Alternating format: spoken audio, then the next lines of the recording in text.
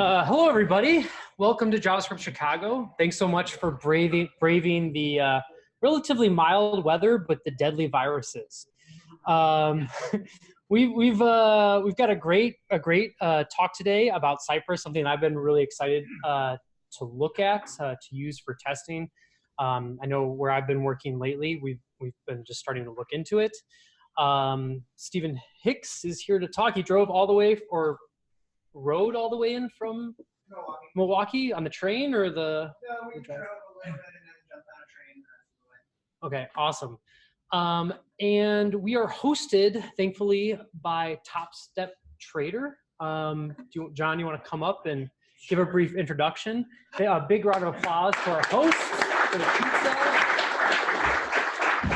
Should I stand here so I'm on camera? And And I'm like, yeah. There you go. Yeah, well, so I'm John Good, the Director of Engineering here at TopStep. I just want to welcome everyone for coming. So you're probably all wondering what TopStep is. What do we do? So we're a B2C fintech company, and we provide a funding opportunity for retail traders. What does that mean?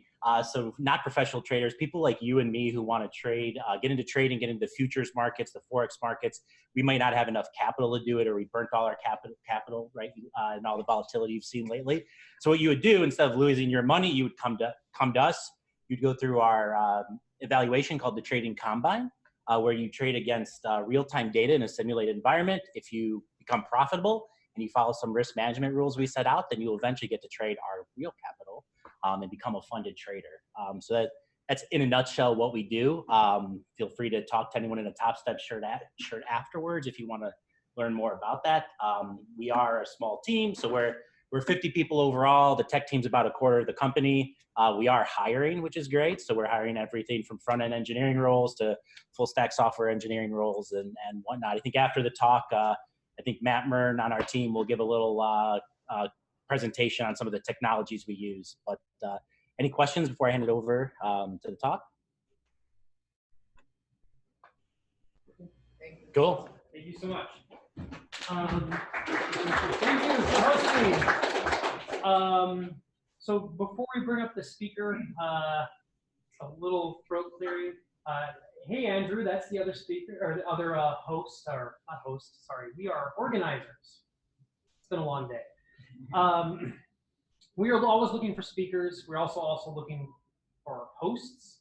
But we're really looking for speakers right now. If you are have an interesting topic, maybe even not interesting, please send me an email. There's a contact the organizers link on the meetup page, and we will do anything we can to help you present. Even if it's like for a minute, that's great. It's it's interesting to hear everybody's stories, what works, what doesn't work, that kind of thing. And people love beginner topics. There's nothing too simple.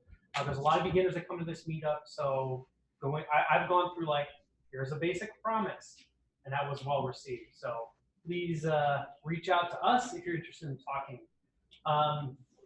So I'm about to bring up our next speaker. Again, the talk is on Cypress. It is titled Reshaping the Test Pyramid with Cypress.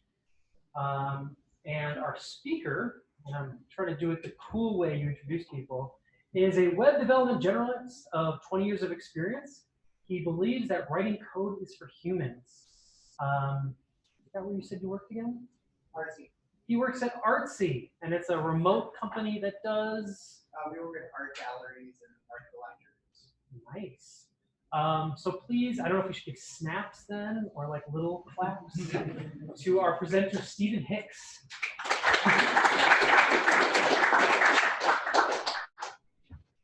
So the good news is that I can probably just throw up all over the place, and Justin will be really happy that I just came to do it, since they're troubled for speakers. Before I really start, I'm going to just throw out that I have some stickers up here if anyone wants to come up afterwards and get some. Some of them I made myself, some I didn't. I have this one sticker from, does anyone know who Orta is? Orta is a really well-known open source guy who now works for TypeScript. He designed this really awesome Rubyist sticker for Artsy. It's really cool. You should take one of those. I also help out with a conference in Milwaukee named Cream City Code. So does my friend Ben. So I have some Cream City Code stickers if anyone has been to that event or just wants them. And then the ones that I made myself are totally stupid. And if anyone knows or does not like functional programmers, this is a great sticker for you.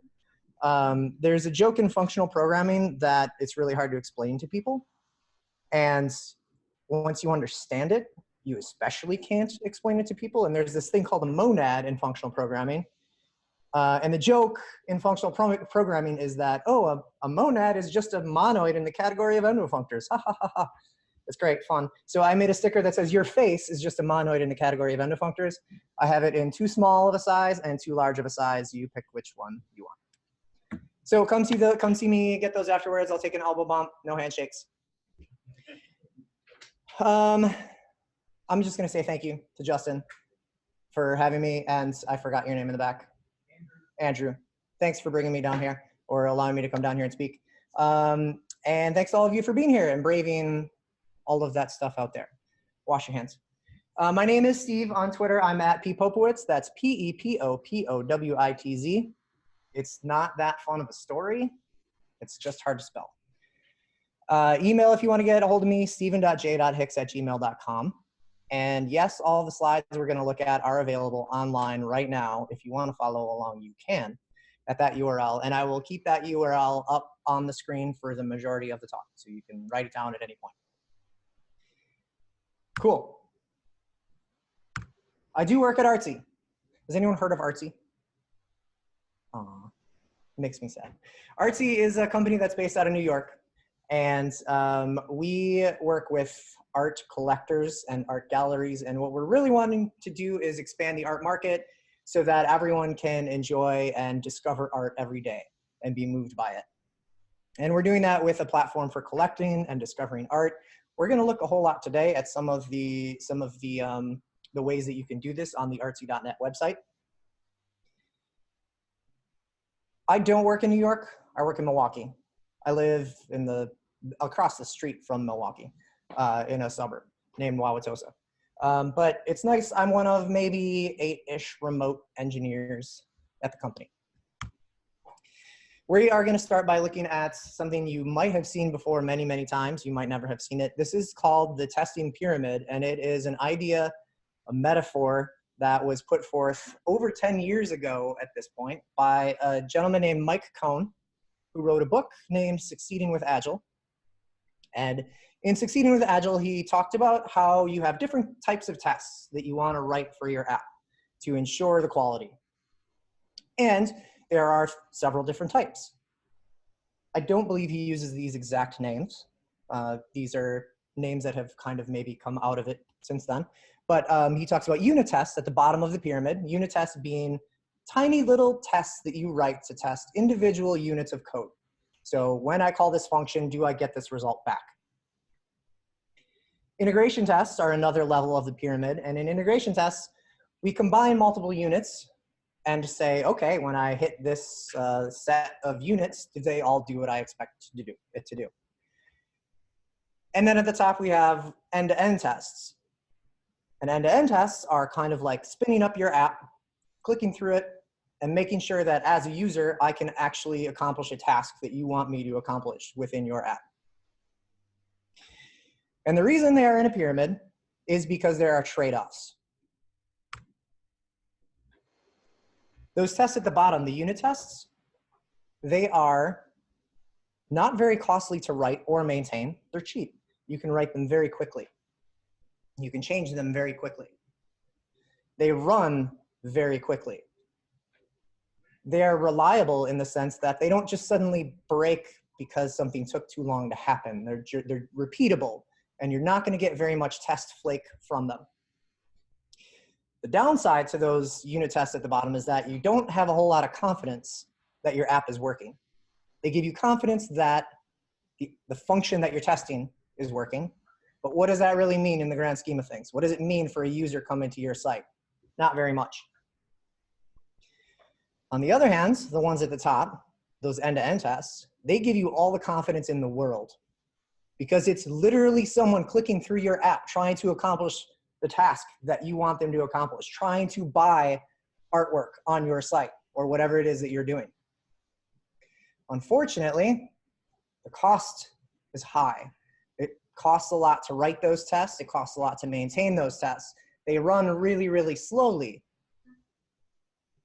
And they tend to be susceptible to test flake, where suddenly, because I'm going through 13 steps to execute this test, one of them times out and the API doesn't respond quickly enough, and now I've got a broken test, and all you have to do is just rerun it and it'll be fine.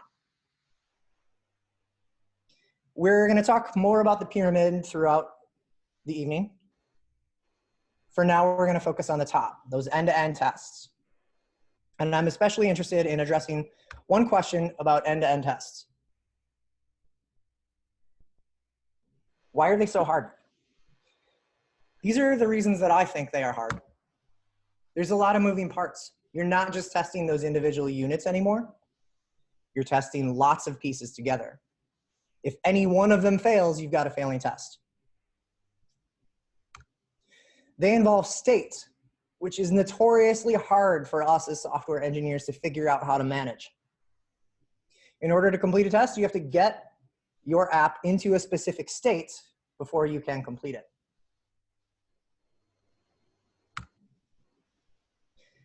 End-to-end tests rely on data being in the right place at the right time. You need reliable data so that your tests are not flaky. I'm sorry, I kind of keep drifting over here. I'm going to watch you to make sure that I'm keeping my voice directed at you. Otherwise, I'm going to lose you. Okay. Okay, so data. You need reliable data so that your tests aren't flaky, because as soon as they become flaky, you're going to turn them off. You're going to stop running them. You're going to delete them. And that's the worst thing that can happen to a test. And then for a long time, I think you could have made the argument that the tooling just kind of wasn't great for writing end-to-end tests. We had things like Selenium and many, many tools that were built on top of Selenium. But I think before I even started my talk, I heard at least 3 different complaints about different things about Selenium tests. Now we're going to focus on the tooling, but we'll cover some of these other things later. The tooling, because I want to talk about a specific tool named Cypress. This is why you're here. Cypress, according to their website, is fast, easy, and reliable testing for anything that runs in a browser.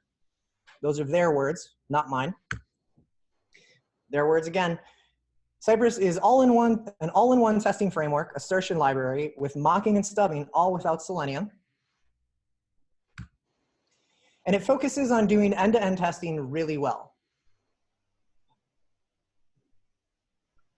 Maybe you caught this in a couple comments that I made already. Cypress is not Selenium. And actually, this is a pretty big feature in the Cypress docs, if you go read them, is the argument that it's not Selenium.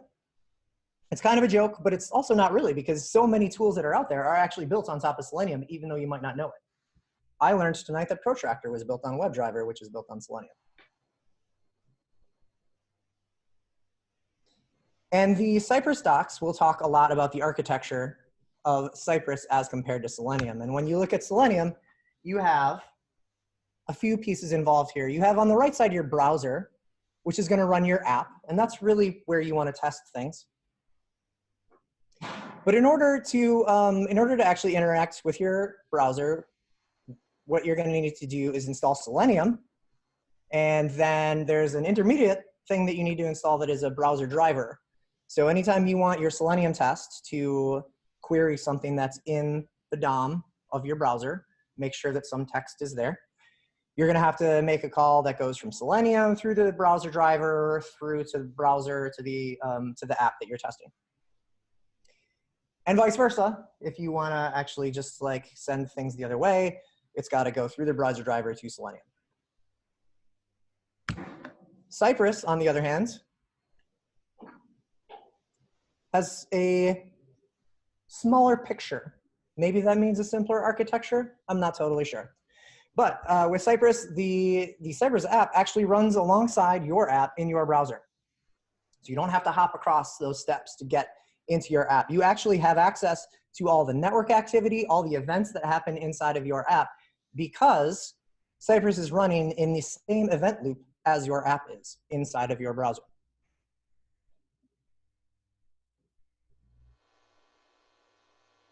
Cypress is written in JavaScript. That's how it's able to run in the browser itself. And so are all the tests that you're going to write with Cypress.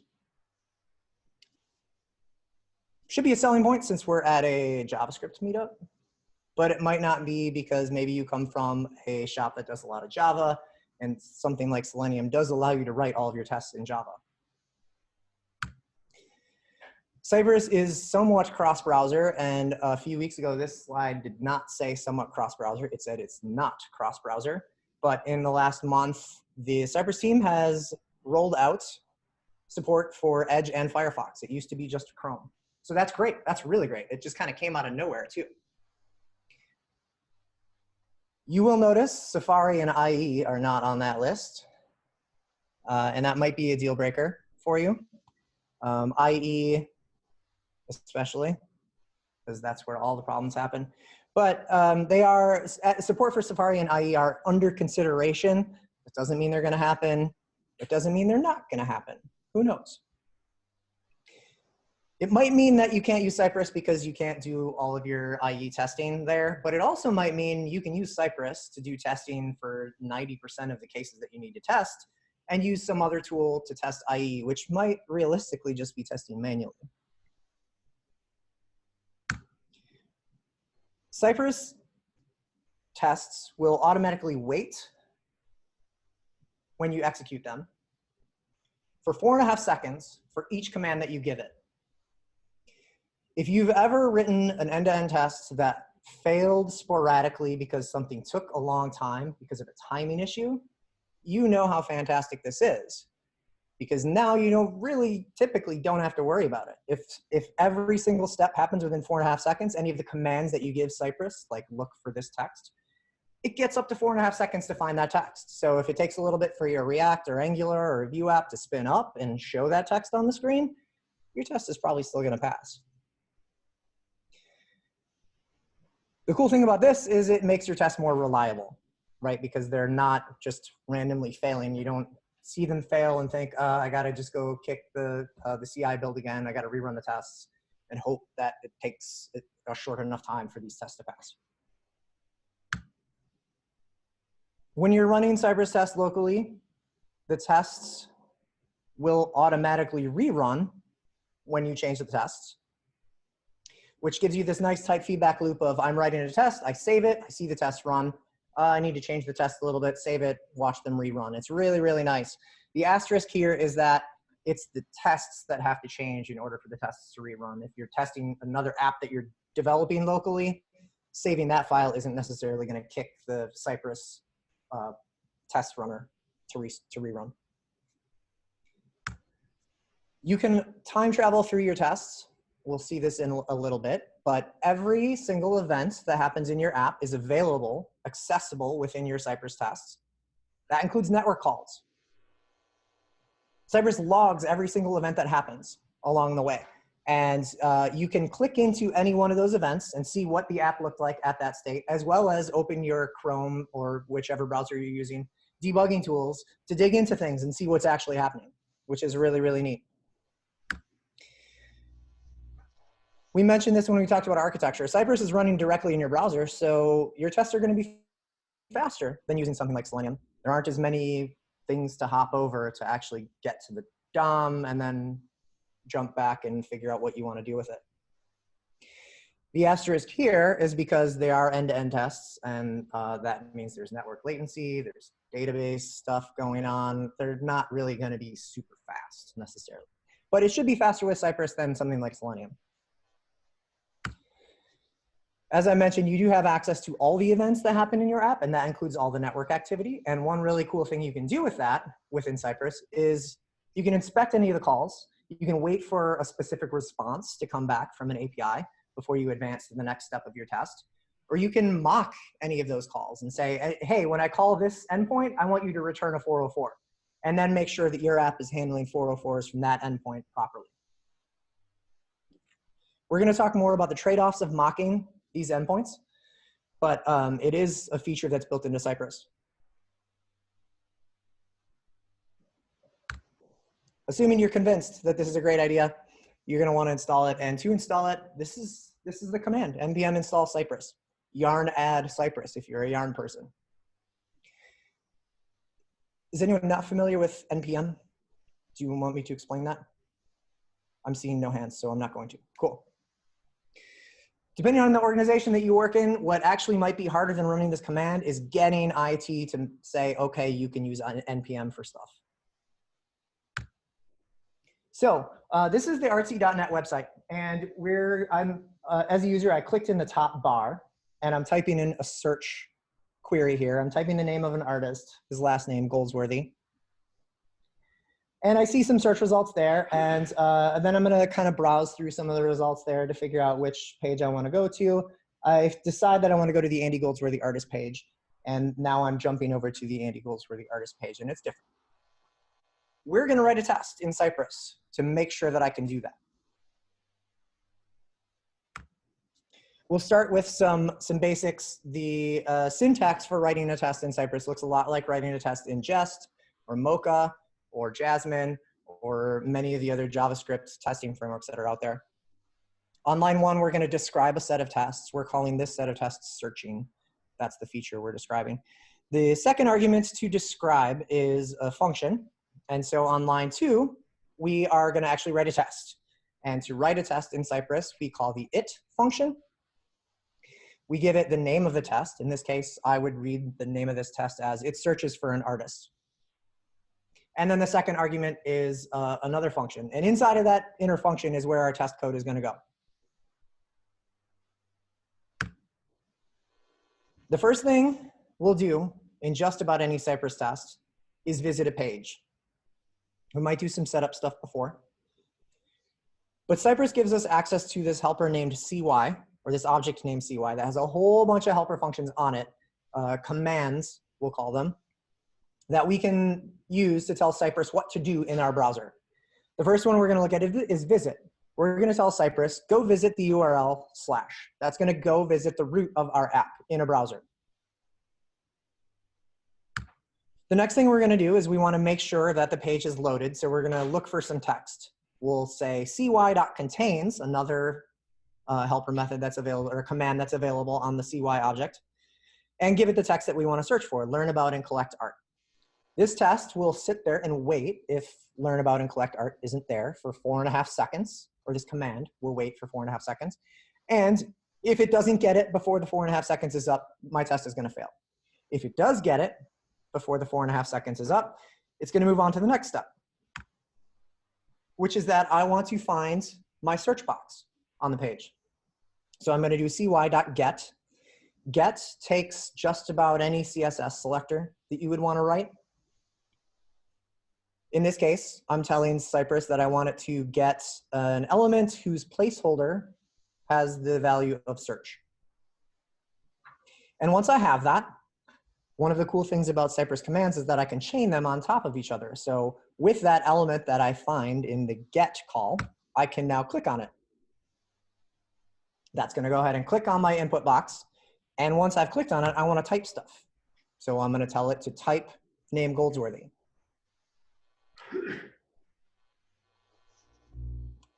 If you remember from the animated GIF that we saw, what happens now is I typed Goldsworthy and now I saw all my search results.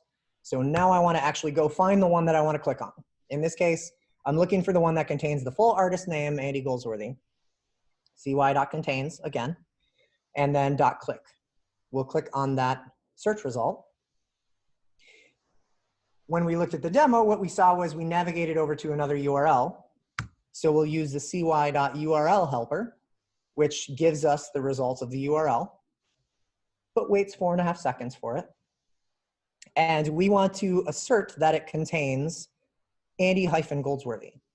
You don't know this, I know this. That's how I know that I'm on an artist page. It has his full name, kebab case. And then I am going to do one last check here to make sure that my page now contains his bio. Andy Goldsworthy creates outdoor sculpture. That's it, we wrote a test. Let's see what it looks like when we go into Cypress. The first thing we'll see when we fire up Cypress is a list of tests that are available to us. And this might be a little bit small for the people in the back, I apologize for that. But I've basically taken a whole bunch of tests that we use at Artsy and added some just for this demo. including one named searching. So let's go click on the searching.spec.ts. And when I do that, it's going to spawn a browser here, open up a browser that has two panes. The one on the left is going to track all of the events that are going to happen in our browser during this test. The one on the right is the actual UI. That's my app on the right side there. And as soon as I let this thing go and run, I've paused it right now. As soon as I let it go, you're going to see the left side fill in all the events that happen. That includes network calls. That includes me looking for text. That includes me clicking on things. And on the right side, you're going to see the app, the UI change as Cypress is interacting with the browser. So I'm going to let this thing fly, and we'll see all those network calls fill in on the left side. Lots of things are happening. You can see on the right side, I'm typing in a box there. I've got search results. I clicked on something, and I navigated over. And now on the left side, it collapsed all my tests to give me a nice, concise view of which tests passed and which ones failed. It turns out in this case, I only ran one test. That second one is skipped. That's why it has that strange blue color to it. But what might be useful to me is to know what happened inside of that test. So I can go ahead and I can click on that first test and see that entire log of all the events that happened. And maybe I want to go inspect something that happened. Like, okay, let's look at when we first visited the root of the site. It turned purple when I clicked on it. And if you'll notice the right side actually switched to the view of the app when I was at that step. That's what the app looked like to Cypress at that point in time. I might want to look at something else that happens, like maybe here we're going to go find the click event that occurred. And when I clicked on click, what you can actually see, which is probably really small in the back, but there's a little tiny red dot in the middle of that search box on the right side. That is Cypress telling you exactly where it clicked. And this is a really useful little feature if you're trying to figure out why you thought you clicked on an element and it didn't actually click. You can go look at this click and see, oh, that's because it clicked on the wrong element. I must have targeted the wrong element. Moving on to another event that happened here. Let's take a look at where we searched for the text Andy Goldsworthy in our search results. We see on the right side a whole bunch of search results. One of them, trust me, says just Andy Goldsworthy, and it's an artist. So it's there. You can't see this at all, but it will actually also highlight the text that it finds. It's a light gray color. And then from that point, we know that we bounced over to a new URL. So we're clicking on the new URL event, which tells me which URL it moved to. Strange thing about this that I haven't totally figured out is that on the right side, the URL actually doesn't match what it bounced over to. I don't know why that is. But I could actually go ahead and take a look at the assertion that the URL changed. And at this point, I know that this passed. It's green. The assertion passed. So it is at this URL. And on the right, that is the page that I see is the Andy Goldsworthy artist page. So that is what Cypress looks like. I'm going to go through some details about how we've used it at Artsy and some of the challenges that we've run into. When we started writing Cypress tests, one of the things we wanted to do was just do a proof of concept, make sure that we could use this tool, that we could get value from it, and maybe not spend a lot of time writing these tests. So we started with some really simple smoke tests. Basically, this would make sure that after we deployed the site, every page was still accessible. And so we started with, maybe this is the artwork page on Artsy. On the left side, I've got an image of an artwork. And on the right side, I've got some details about the artist, as well as a button to go ahead and contact the gallery. If I wanted to write a smoke test for this, it would look pretty simple. It might look like this.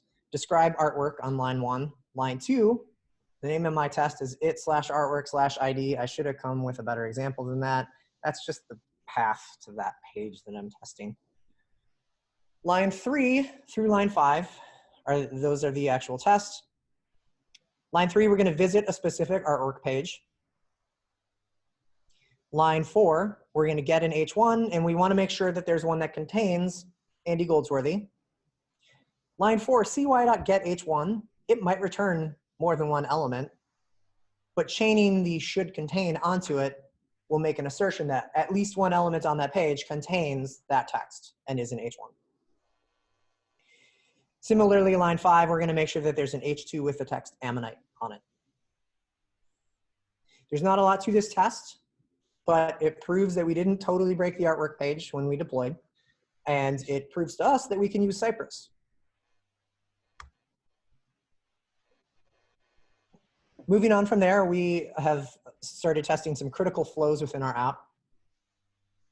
We are kind of like e-commerce for art collectors. So we want to make sure that as a collector, you can log in to our site. That's really important to us. You can't buy anything if you can't log in. So login on our site looks like this. There's a login button in the top right. I clicked it very quickly, and then a modal came up. You see me type in my email address, and then I'm going to bounce over to my password manager. It takes a little bit for me to copy that, and then paste it into the password field, and hit the login button. Takes a little bit of time. There's a weird thing where the spinner stops before the modal closes. But now you may not be able to see this, but trust me that in the top right, there is a notification bell now, as well as a user icon that tells me that I am logged in. So my nav bar changed when I logged in. That's a way that we can tell that this test passed. So let's go ahead and write a test for this. It's not all going to fit on one screen, so we're going to break it down into parts. It logs in the user. Step 1, we're going to visit the home page. Step 2, we are going to pop that login modal. Step 3, we're going to log the user in. And step 4, we're going to verify that you're logged in by checking that you now have one of those icons in the top right. The first couple steps fit here on this slide. Visit home, that's cy.visit, and give it the argument /. Pop the login modal, lines 6 through 9. We're going to cy.get the header, .find a button in there that contains the text login, and then click it. Now our modal should be up, so we can interact with it. So the first thing we're going to do is on line 6, we are going to try to get our email input. Get input type equals an email. Line 7, once we have that input, we want to type into it. And an interesting thing happening on line 7 is that we're using Cypress.env. Cypress is another helper object that we have access to, in this case, to get environment variables, because we never want to store our user or our password in the code itself. So this allows us to put the user and password in our CI settings. Line 8, we get the password. Line 9, we type the value of the password. Line 10 is interesting. Line 10 is telling Cypress, don't log this to that left pane, because I don't want someone looking over my shoulder and seeing my plain text password. Line 12, we're going to get the button 13 that contains login, and line 14, we're going to click on it. And once we've done that, on line 17, we're going to get the header and then find a specific link that is only there if you are logged in. Once we're sure that you can log in, we're going to try to help you find some art to buy. And finding art on our site, there's a lot of different ways to do it. Here's one way. This is what we call our collect page. It has a giant artwork grid that scrolls way down that you can't see the rest of. But there's a lot of different ways I can interact with that grid. On the left side, I can filter things by many different fields. I can filter by how I want to buy it. Maybe I want something that I can make an offer on, something that I can bid on because it's in an auction. I can filter by medium, I can filter by date, I can filter by color, I can filter by a whole lot of stuff, price. It's just important to us that our collectors can find the artwork that moves them. So we want to write some tests that are going to make sure that these filters work. And one simple test might be, it filters by medium. Line 2, I'm going to visit the collect page. Line 4, I'm going to make sure that it contains the text ways to buy. Line 6, I'm going to look for an input of type radio that contains the text painting, and I'm going to click on it. That's my painting medium button that I want to click on. And once that's done, line 8, I'm going to check the URL and make sure that it now has changed to say that I'm at the painting page. You might notice I'm not making any assertions about artworks that show up. I'm not actually proving that I'm only seeing paintings in this grid. And that's because our results aren't consistent enough where I could make an assertion like that and have it test, or have that test pass a week down the road. Because what's available might not be there anymore, or the sort might just have changed because there were hotter artworks that floated to the top. If you had consistent results on a page like this, then you could do a nice assertion that, okay, make sure that the top 3 results are these things. Once you find something that you love, we want to make sure that you can buy it. And there's a couple ways to do it. You can negotiate with the gallery. You can make an offer. You can also, on the bottom right here, click on that giant buy now button to buy an artwork right now. So this is another artwork page, and I've clicked the buy now button in the bottom right. It's, again, the spinner goes away before it navigates, but now I'm sent to a form where I can enter my shipping information. I'm going to pick that option that says arrange for pickup, so I don't have to enter all those other fields. Continue to the next step, and I'll see my payment form. I'm not actually going to give you a credit card number here. And I'm not actually going to show you any test code for this test because it's a really long test. But I'll give you the skeleton of what it looks like, the steps. If we're testing that we can buy an individual artwork, first thing we do in our test is log in as a partner. A partner is what we call a gallery. Partners are people who can come to the Artsy platform and upload artworks that people can buy. So that's what I'm going to do in step 2. As a partner, I'm going to upload a new artwork that's for sale so that someone can go buy it in this test. Step 3, I'm going to log in as a collector instead of a partner. And then step 4, I'm going to buy the artwork. And in step 5, I'm going to verify that the artwork is sold. There's not a lot of code here. Or there's no code here because there is too much code to show you. But I think that what you see here is you start to smell an aroma of a problem that you might run into when building Cypress tests. There's a whole lot of actions we're chaining together here in order to set up the state and the data so that we can actually go buy an artwork, right? I have to log in as 2 separate users to align all of my state in the right place. And that's where I want to talk about some challenges that you'll face with Cypress. And the first one has to do with what we talked about at the very beginning. We talked about what makes end-to-end tests hard. And one of the things that we talked about was data. Very early into writing Cypress tests, you're going to need to figure out how you want to handle data. There's a few options that I'm aware of. Maybe there's more. One of them is to use a real live database. So use your staging or your production site to run all your tests against that. A benefit to doing this is you're testing the entire stack, right? You're actually clicking through one of your apps. So if something on the back end is broken, you're going to know it. The downsides are that it depends on live data not changing. You don't have a whole lot of control over that. Maybe you need to create fake data in the database, like we did in that example where we uploaded a test artwork so that somebody could then go buy it, and crossed our fingers that somebody didn't actually find that artwork and buy it before our test did. You could use a real test database. What I mean by this is spin up an environment specifically for your end-to-end tests.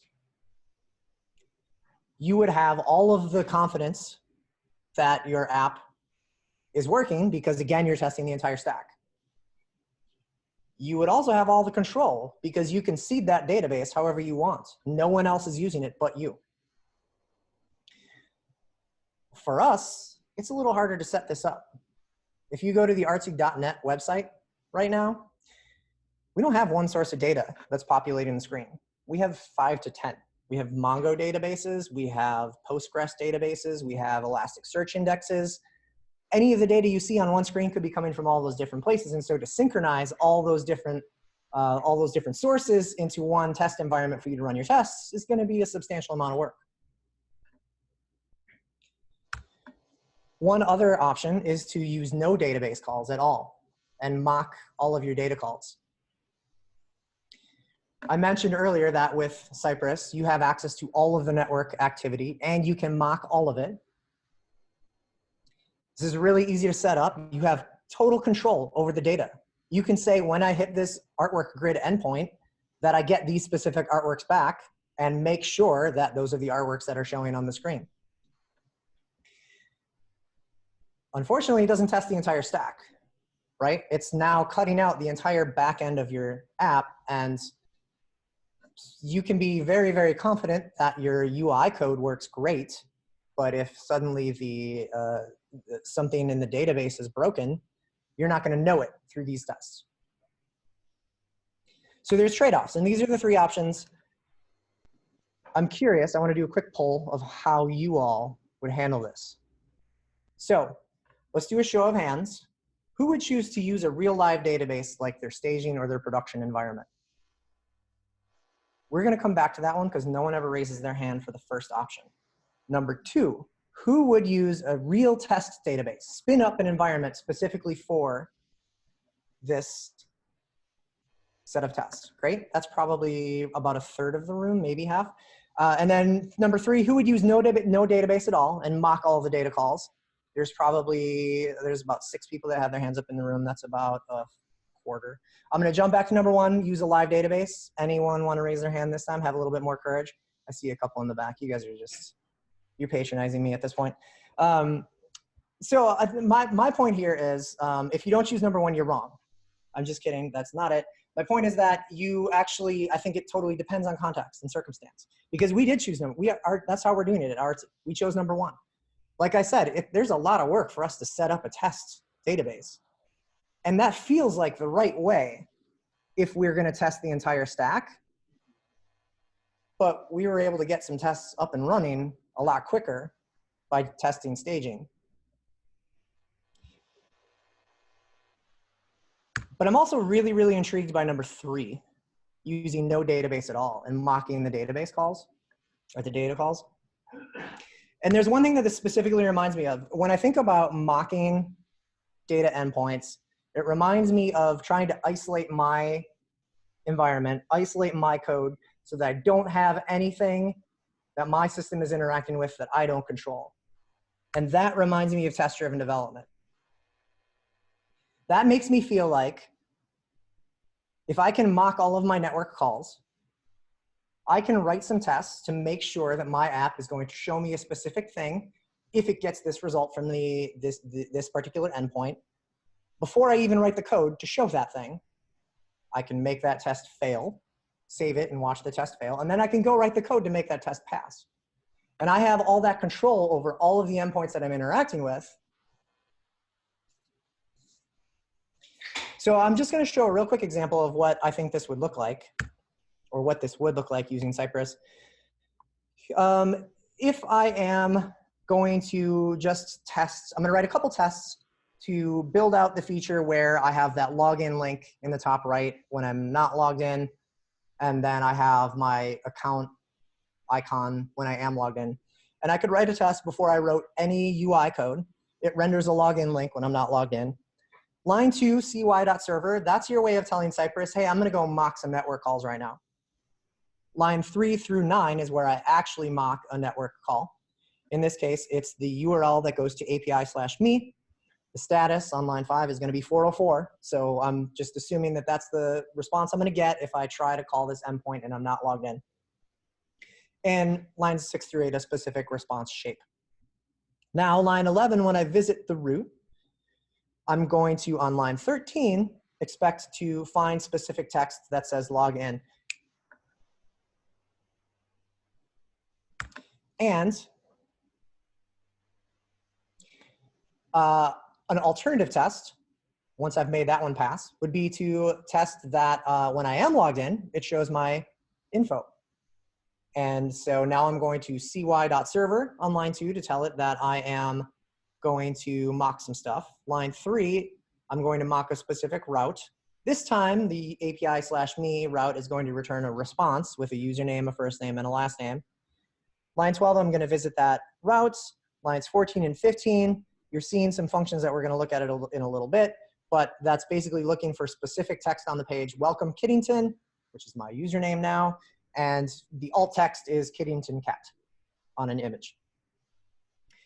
I don't think that we have time at the end, but if we do have time, we can kind of play around with this idea of test-driven development in Cypress some more. So that's the data challenge. Another challenge is finding elements. And I stray from the Cypress docs and how I think you should find elements. I believe that your single most important rule about finding elements when you're looking for them in your end-to-end test is that you should find them the way that your users would find them. I didn't make this up. I borrowed this from many other smarter people than me, but I do think that this is the key to writing meaningful tests that'll last. So what this means is if I'm looking for a button that says login, look for the text log in on a button.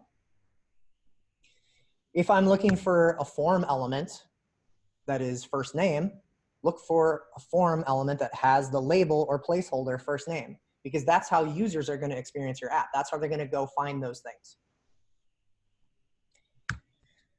If I'm looking for an image, it gets a little trickier, right? I can't say find the cat image. So what I have to do instead is use the alt text. Users who have sites aren't going to use the alt text necessarily, but users who don't have site, that's how they're going to know what's in your images. So this is a great way to use to find things the way that a user would find them. And similarly, the title in an SVG would be a way that you can add a little bit of semantic information to some images for someone with a screen reader. In general, I think that the closer you get to testing your app and interacting with your app the way that a real user would, the more reliable and resilient your tests are going to be. But realistically, there are always times where you're not going to be able to do this. And so there are ways to get around this within Cypress. And let's imagine a situation where I've got, on the artsy.net site, we call these things rails. They're carousels and they show images of artworks within different contexts. So on the top there, I've got a recently viewed rail, and on the bottom, I've got your favorite works rail. Let's imagine I have a page that renders these things, and I want to write a test that targets that Ammonite artwork item, but there's two of them on the page, one in each rail. I only want to grab the second one. I don't want to grab the first one. One strategy would be to, if you're using semantic markup, just put a class on those rails that you can use to target artworks in those rails. So in this example, line 1, I've applied a class recently viewed. That's the recently viewed rail. Line 7, I've applied a class named your favorite works. That's the your favorite works rail. If I want to target an artwork in just that second rail, I'm going to do this: cy.get your favorite works. Remember, that takes pretty much any CSS selector you want. And then line 2, verify that it contains Andy Goldsworthy. At Artsy, we do not have very semantic markup, and class names are kind of a mess because we use style components. And in style components, your class names are a free-for-all. They're actually based on the styles themselves. And so if you change a style, it's going to change the name of the class. The advantage of using style components for us is that it allows us to build a more cohesive UI more quickly. We're able to use a design system through style components that allows us to just composite a whole bunch of screens very, very quickly. But the downside is there's no semantics to these class names at all. And so in this case, the solution from Cypress is to use data attributes. That's the recommendation from them. So on line 7, you can see I've now added data-test equals your favorite works. It's kind of like adding a specific class name, but by giving it a name like data-test, I do give developers the hint that, hey, this thing is used by a test, so don't just go deleting it. Because that's a thing that'll often happen with CSS class names or CSS IDs. And now when I want to target that second rail, and it's Andy Goldsworthy artwork, I'm going to say cy.get data test attribute is equal to your favorite works. and make sure it contains and equals worthy. Now this is the recommendation by Cypress for all elements, not just as an escape hatch. That's where I stray from their guidance a little bit, is I do really think that if you can use the text that the user is seeing or the alt text or whatever, it's going to give you much more reliable tests. And yes, if you have a test that is looking for specific text on a button and you change the text in that button and it breaks your test, I think that's the correct behavior. Because now your expectations have changed. You need to go fix that test to say, oh, our login button doesn't say login anymore. It says log me in. So let's go fix the test.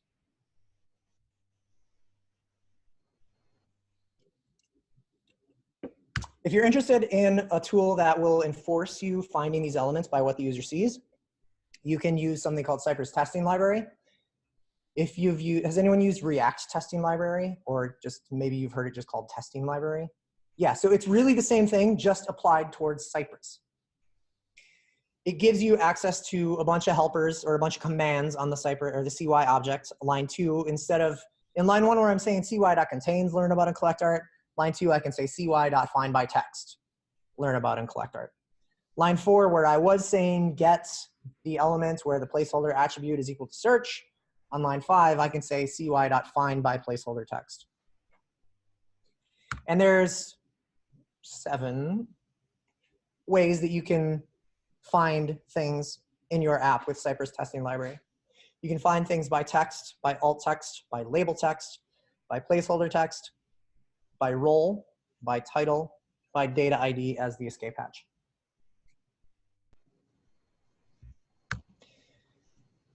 Another challenge, and I actually originally did not think that I was going to talk about this, is working with variables in a test. I had read that working with variables in a specific Cypress test was harder than you would expect it to be, but I didn't think that it was going to be a problem until it was a couple weeks ago. And the reason it's a problem to store variables in a test is because every one of those Cypress commands that you have is asynchronous. You cannot assign or work with the return values of any Cypress command. Commands are enqueued and run asynchronously. They are promises in JavaScript, right? That's what actually allows Cypress to wait 4.5 seconds for every command that you give it, is that it's asynchronous. And that's really helpful, except when you want to try to do something like this. Like maybe I go to a URL and I want to extract the ID from that URL so that I can do something else with it. Maybe I want to call an API endpoint to gather some information about something, or I want to call another URL with that ID.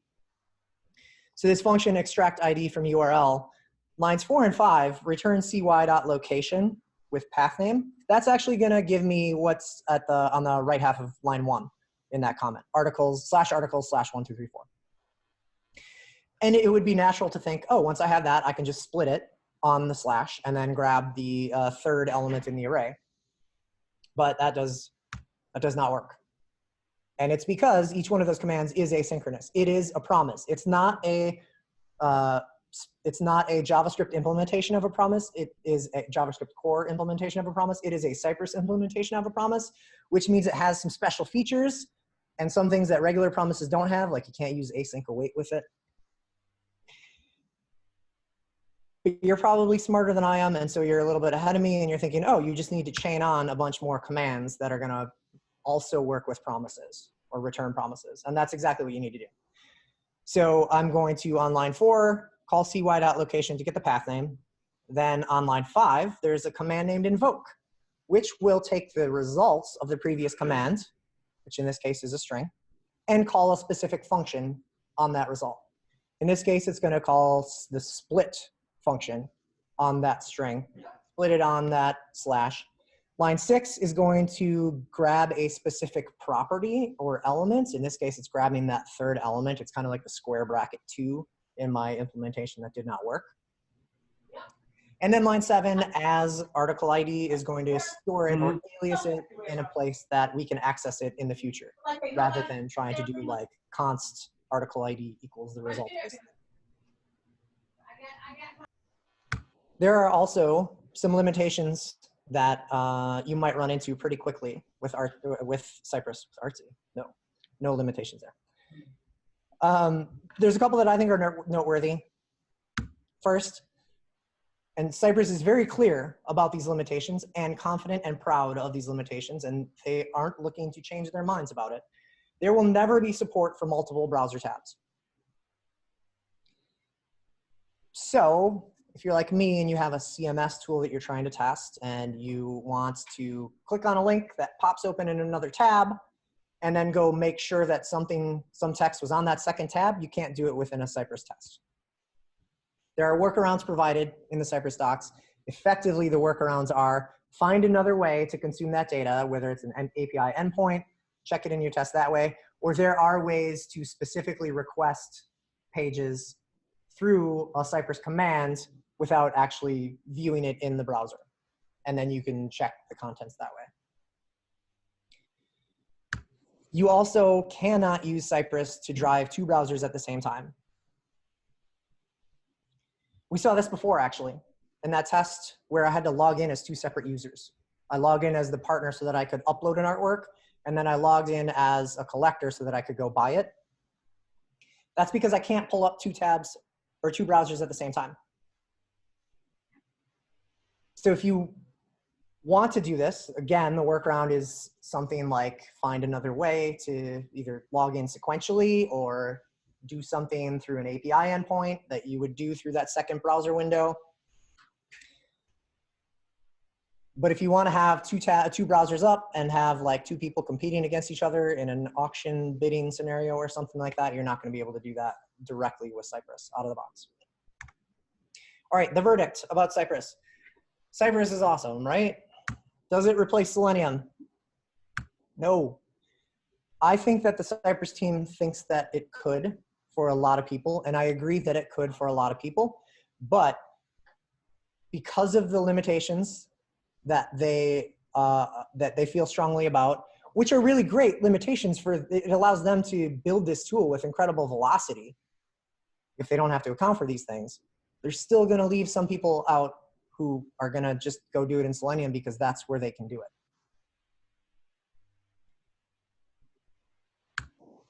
But Cypress is a great tool. I think it's really useful.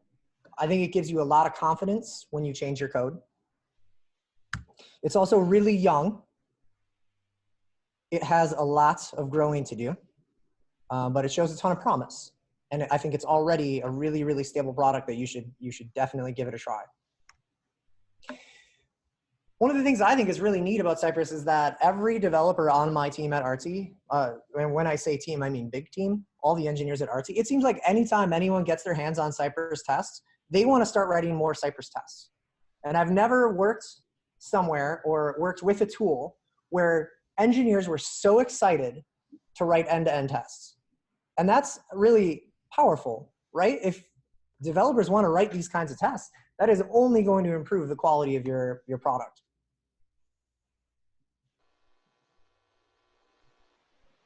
Another big picture thing that I think is really neat is that if developers are excited about writing end-to-end tests, that typically falls inside of the QA responsibility.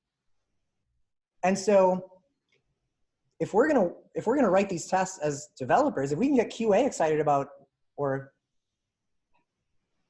okay with writing JavaScript, we can share the same code base and we can manage these tests together.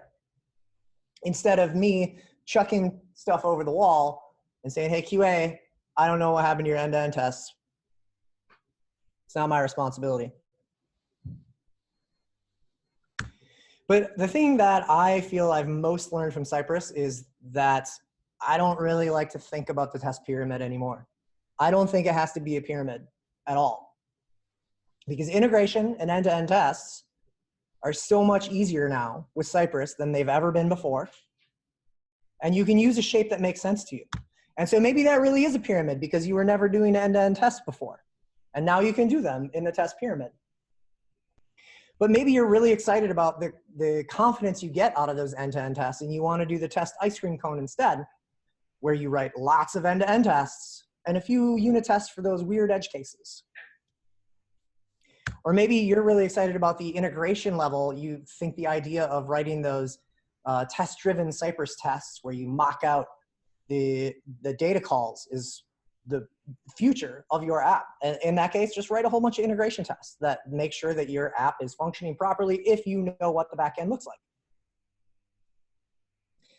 And while we're at it, I want to get rid of those 3 layers because I think they're wrong. I think end-to-end integration and unit are the wrong way to look at the test pyramid or test whatever shape. Because end-to-end integration and unit, to me, imply that the difference between the tests that are easy at the bottom and the tests that are hard at the top is the amount of my code that's involved in them. Unit tests have a tiny bit of my code, that's why they're easy. End-to-end tests have a lot of my code, that's why they're hard. But I don't think that's why tests are hard or tests are easy. I think they're hard or easy because our app interacts with all of these other systems. And these systems are outside of our app's control. And the ones that are hard to write are the ones that integrate with all of those other systems that we don't control. And the ones that are easy to write mock out all of those systems that we don't control. They isolate our tests from the outside world. And so I have started thinking about these things in terms of connected and isolated tests. Connected tests, those are hard to write. Think about how many of those you want to write. And isolated tests, those are a lot easier. And again, choose your shape: diamond, ice cream cone, pyramid. Thank you.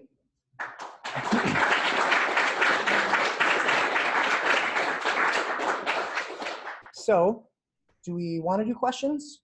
Do we want to cut it? Questions? Do we want to do questions? Anybody have any? Yes, right here. So you were using like click with force true. Yeah, oh yeah, did I forget to talk about that? Force true is an interesting thing that I totally haven't figured out when you need it and when you don't. But sometimes you will get an error from Cypress that says, I tried to click on this element and I couldn't. May have been because there was an element blocking it. May have been for some other reason. Try force true. And you try force true and it works. Sometimes from the CI on Cypress, like it was looking fine in the local, but for some reason in the CI it was not looking without that. Yeah, and did force true fix that problem for you? Yeah, so to recap, he said that, and I forgot to repeat the question, I'll do that next time. He said that CI was failing for him when he wasn't using the force true attribute on a click command, but when he added the force true property, it did solve the problem for him. Is that accurate? Cool, thank you. Next question. Any questions? Yes, in the back, Andrew. Yeah, thanks a lot for your presentation. Can you repeat the questions? Sorry. Go ahead. Yeah, I was wondering, how do you guys integrate the Cypress into your development? The question is, how do we integrate Cypress into our development process? And the way that we are doing it for the most part right now is we have a scheduled build that runs. I don't remember how frequently it runs, but it just hits our staging site, which is where we deploy everything to make sure that all the tests are passing. We do have some projects where we started looking at, can we write them to run with every commit, but we're kind of exploring there a little bit. Yes. Hey, Justin. Yeah. You said that it takes 4.5 seconds for every Cypress action and run. What's the reason for the 4.5? Is it modular? Yep, so the question is, I mentioned that every Cypress command gets 4.5 seconds for it to succeed.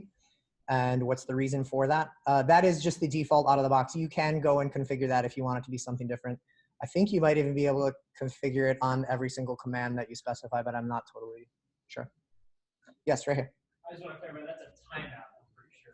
Yes, it's a timeout. Yeah, it's not 4.5 seconds for every command to execute. It's if your command doesn't succeed before 4.5 seconds, your test fails. Can you unmute your, turn your speaker up, and that way you can hear if anybody does ask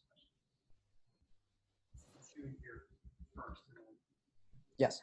Question in the back row. I was curious about your site. Is it just in English or is it in English? Our site, I think our site is only in English, but I do feel like we own at least one domain that is not in English, but I don't think it's the site that you saw.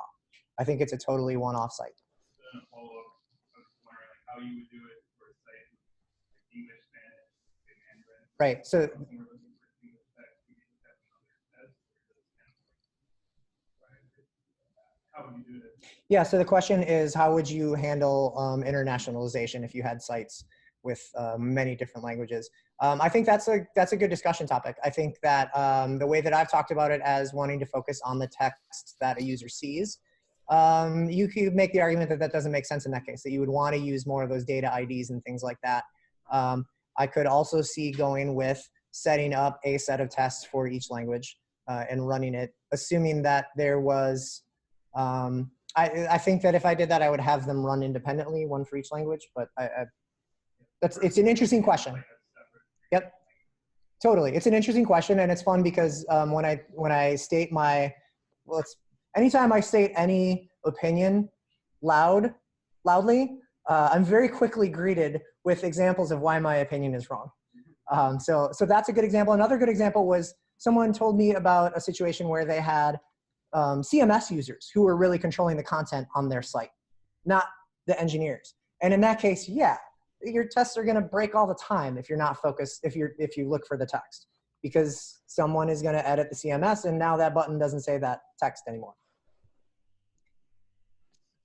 Thank you. Other questions in the room before, oh, yep, I got one in the back. Did you evaluate Puppeteer at all? Did we evaluate Puppeteer? We did not really evaluate Puppeteer. I can't say that there's a good reason that we didn't evaluate Puppeteer. I definitely can't say here's why we chose Cypress over Puppeteer. I think probably we wrote Cypress tests, at least speaking for myself, because it was exciting and I wanted to try it out. That's about it.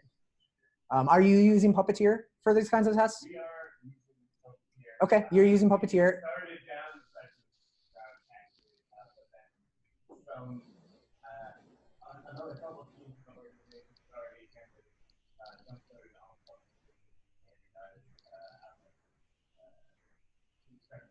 Okay. Cool. Just to summarize for people remotely, you started looking at Cypress and standardized on Puppeteer because that's what the rest of your team was doing. Others? The comment was Puppeteer is great. Yes. Is there any support for running multiple tests in parallel? That is a thing that I don't think that I've looked at. I would be surprised. Did somebody say yes? There is, yes. Yes. Thank you, helpers. Yes. Can it cross cores boundaries? Like, can it test and enter like the Facebook login? Yeah. So the question is, can it cross origin boundaries? And that was actually a slide that I removed before I came here today. No, it cannot. Similar to some of the other workarounds that we talked about, where you actually have to like make a request a different way. That's what the workaround is on the Cypress docs, I believe. Can it test like alerts? Can it test alerts? Ooh, that's a fun question, and I definitely don't know the answer to that. Do you know how it works internally? Is it essentially doing like Selenium can essentially use an operating system to actually do a real click, so it looks just like, well, it is effectively a click. Yep. But some of these other libraries, they do it by simulating the event. Right? They can dispatch an event, then they have to be very careful to like reconstruct the default behavior of a browser. Is that how it's doing it? Like, hard. Yeah, I'll try to, for sure. I'll try to recap for people. The question is, how is it interacting with elements? Is it doing something where it's similar to Selenium, where it is kind of like an operating system where it can go and actually physically click on stuff? Or is it simulating events?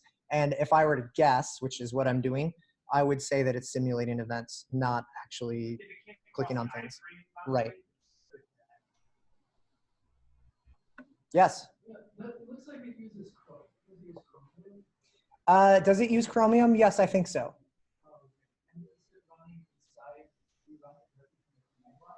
Do you run it directly from the command line? So Yeah, you do. You can install it as a node module, and then add an npm script to run it that way. Or yeah, you could just grab the executable out of the, or, grab what's in the bin and run that with specific arguments to start stuff up. It might have support for that, because it's stable from the it looks like it has some little posts that it calls Chromium, and then I know Chromium updated. It's called and like it's that is the browser is made, so you have to run it inside the Yeah, I'm just curious what came across that I-frame browser that if you just simulate like from other operating systems.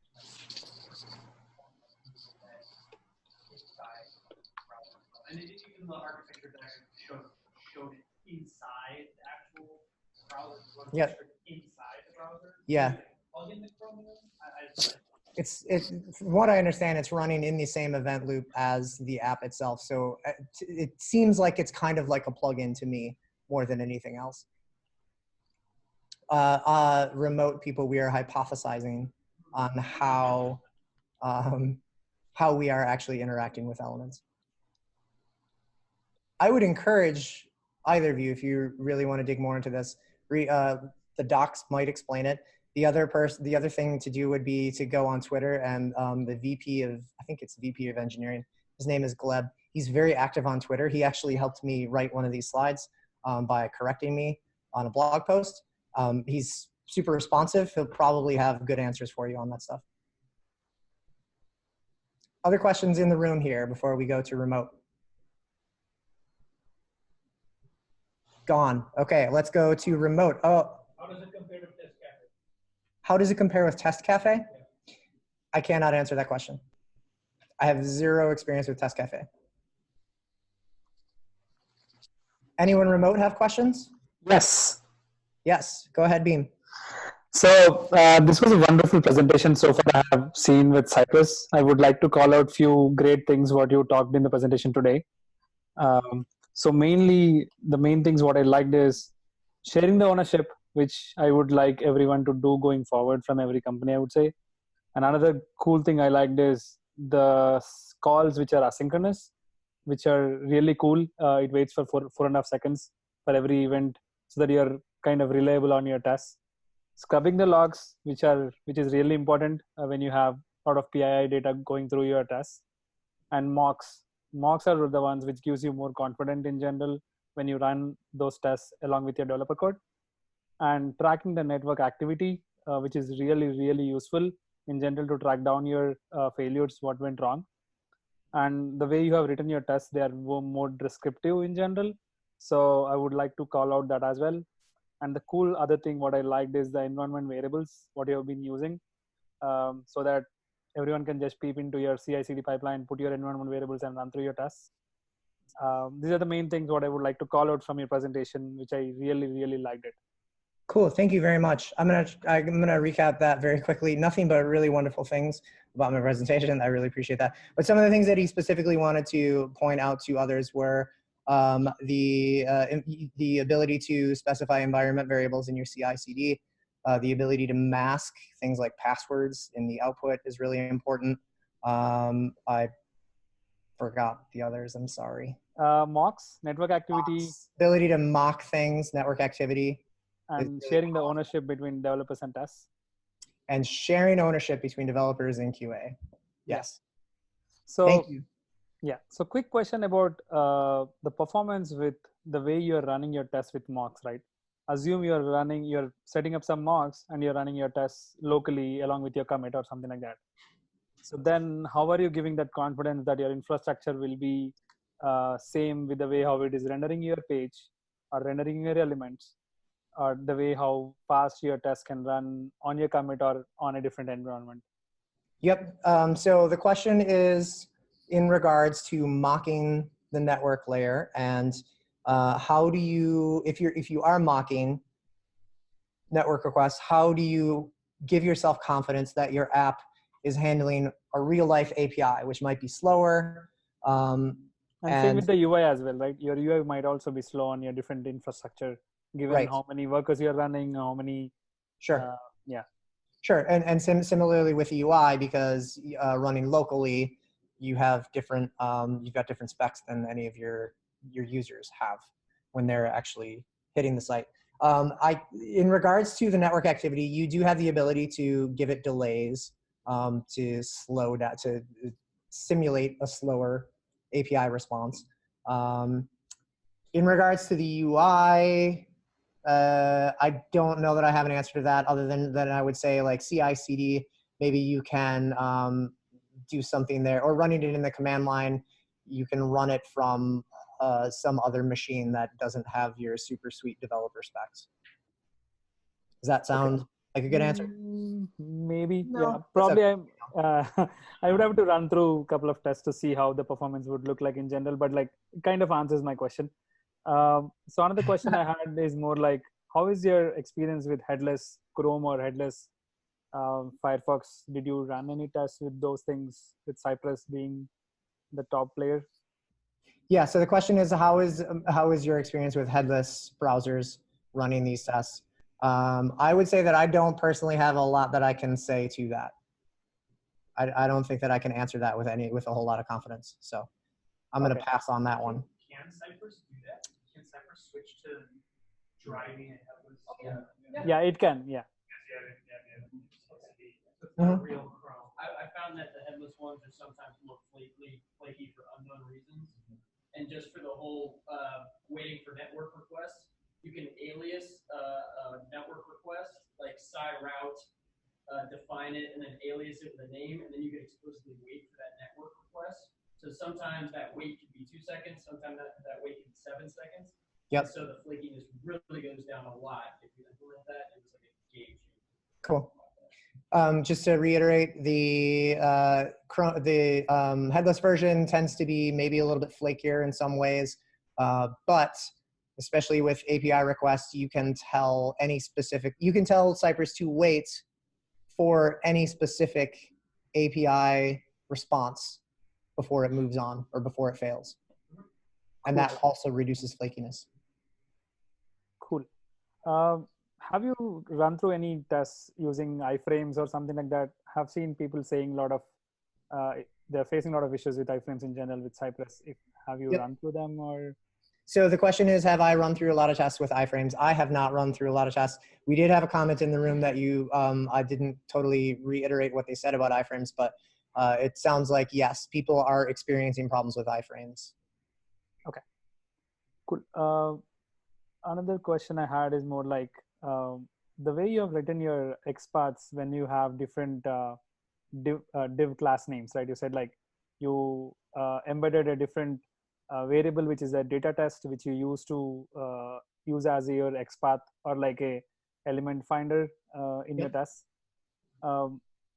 Why not just use the parent-child combinations, how we generally write an XPath, rather than like embedding a class name into your div? So I think I'm going to try to recap this one. I might get it wrong. But I think your question is, in the examples where I was using data-test ID, why couldn't I really just use parent-child relationships and put a specific class name on the parent element, access that element, and then get the child in there? Is that accurate? Yeah. So the response to that is, yeah, if that is the nature of the markup that you're working with, then yes, you can absolutely do that. In the specific example that we were looking at, the parent-child relationship wasn't, yes, I could have put a class name on that one. What I wanted to demonstrate is that if you can't for some reason, and it's hard for us to do consistently, or we choose not to do it in our app, not necessarily it's hard for us to do, we choose not to do it, you do have that escape hatch of the data hyphen whatever ID. Okay. Cool. I'm going to take a question in the room right here. I have one last suggestion in general for you. So the way you have written your mock test is really nice. I would like you to explore more about contract testing if you can explore. Then if you can embed your mock tests with contract tests, I think you can get the feedback a little faster. And you can minimize your layer. Probably like it's kind of a suggestion. You don't have to just go through it. But I'm kind of exploring a lot of contract testing nowadays. So I would like you to just explore if you can get that feedback loop faster. Cool. The comment is that incorporating contract testing into the mocking is something that might make the feedback loop even faster and is something worth exploring. Yeah. Yes, question in the room. Yeah, have you tested like keyboard navigation and usability? The reason why I ask that is the simulator kind of solutions for this that I've explored in the past have trouble getting the rules of keyboard navigation right across all browsers. It's accurate. So I was wondering if you or anybody else is like, you made your site accessible, you're testing that someone can tab, shift tab into different elements, and it's actually like working. Right. So the question is about using keyboard navigation and if, right, using that in testing and having reliable results with it. For myself, I don't have any good experience there. Does anyone in the room or on the call have good experience there? Not really. I would say like a lot of people use robot in general for Selenium when they write their keyboard actions. Selenium has inbuilt where it can pass in keys with send keys. Sure. Anything within Cypress that you know of? No. No. So the solution that he provided was a Selenium approach. Cool. How about any other questions either in the room or remotely? So I have one last question for you. Yes. The last question is more like people say that Cypress kind of deviates from the page object model implementation where you kind of don't write a lot of reusable functions rather than you keep your tests more descriptive in general, more like unit tests or functional tests. Yes. Is that the idea to go with in general or like? Okay, so I'm going to try to recap this one. The question is, should you take the approach of other JavaScript testing, write more descriptive tests, and maybe abandon the page object model from other end-to-end testing ideas? And is that accurate? Yeah. Cool. So my answer to that is going to be yes, because I love JavaScript and because my upbringing is all in writing JavaScript that's that approaches things in that more descriptive manner. But that is me saying that I don't have a whole lot of experience in any other method. So. Okay. Are you talking about a cucumber style with page object model, or is that like a Selenium type of strategy? Right, like even with page object model, generally even with BDD or any other Selenium framework, what you write, you can just use kind of a page object model and they use the functionalities. But the way I have seen you writing tests, it looked more like you want to make the tests really descriptive in general. Sure. I think what I would say at the end of that one is I don't know. A question in the room. Would I recommend TypeScript with Cypress? That's an interesting question. I would say we use TypeScript at Artsy for pretty much everything that we do at this point. I can't think of any specific huge wins that I've gotten out of using TypeScript in Cypress tests. I actually don't know for sure if we are using TypeScript in our Cypress tests. I